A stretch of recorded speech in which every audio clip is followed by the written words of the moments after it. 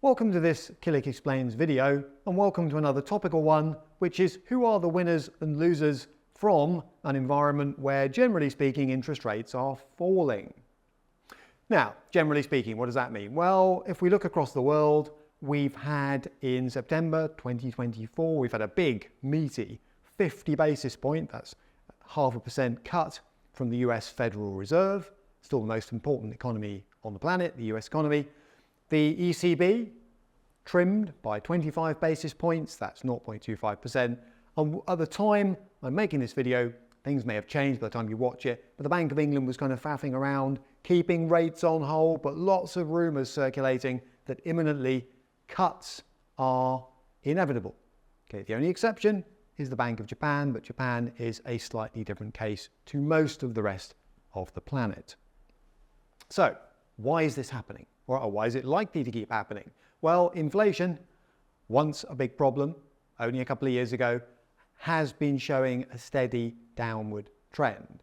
All right, as barring some recent quite aggressive spikes, as I sit and make this video, has the oil price. But we do need to watch that interaction because the oil price, although oil is a less important resource industrially and so on than it used to be, it is still pretty critical to the overall inflation picture.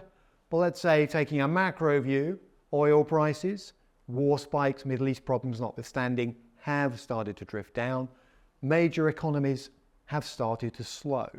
That's the more important factor. In the US, people are looking at housing data, for example, employment data, same in the UK, same in Europe, and saying, things don't look as healthy as they once used to. So, downward trend in interest rates, albeit it's never a straight line, seems quite likely. So who are the winners going to be? This is going to be a short, sharp summary with some reference points at the end. So equity investors could well be a winner. Now, there's no definite relationship you can draw. You can't say interest rates down, equity prices up, guaranteed, any more than you can say the other way around. But equity investors should look at this as an opportunity because interest rates coming down lowers what's called a company's cost of capital. All right, it lowers the cost of raising debt. It lowers the return that equity investors demand on their capital. And that, in particular, actually for growth stocks, where the cash flows are much further away than they are for something like a utilities company, that can be good news. All right, so it's certainly not bad news for equity investors and usually quite positive. Bond investors also get a win potentially.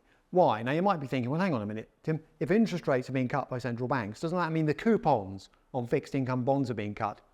Potentially, yes. Right, there is some sort of relationship between the two, but there's a seesaw effect because bonds in the main are fixed income.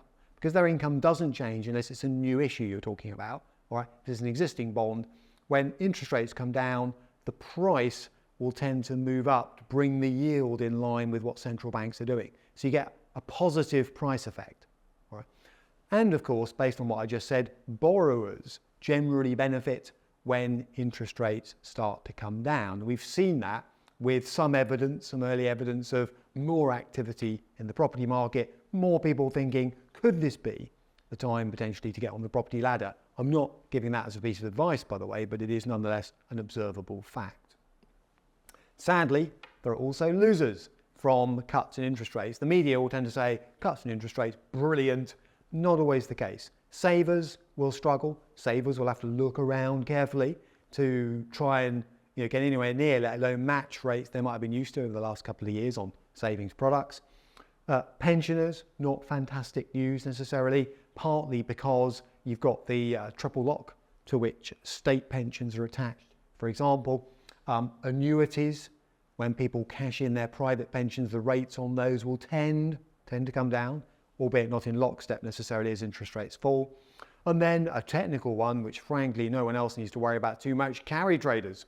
All right, the carry trade was where you borrow in a cheap currency like the Japanese yen to invest in a higher interest currency such as US dollars or sterling. Well, if the higher interest currencies are cutting rates, that opportunity disappears. But I suppose here my message would be, I'm not talking to carry traders probably today, but I'm just saying don't worry about that.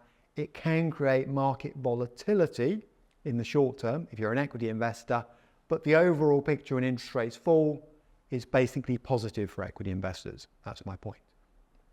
Now, with that notwithstanding, basically if you are invested overseas, interest rate cuts will bring down the dollar, all right, and tend to bring up other currencies relative to it. That'll tend to mean that if you're invested in overseas US listed shares, for example, you'll get slightly lower dollar returns in sterling, but none of that should matter if you take the right approach. And the right approach is, number one, stay well diversified internationally so that these interest rate cuts, which don't tend to go in lockstep around the world, don't affect your overall portfolio too much, and don't obsess with the media talking about carry trades and so on. Keep that long-term view, stay diversified, and interest rate cuts should overall, as an investor, represent an opportunity more than they do a threat.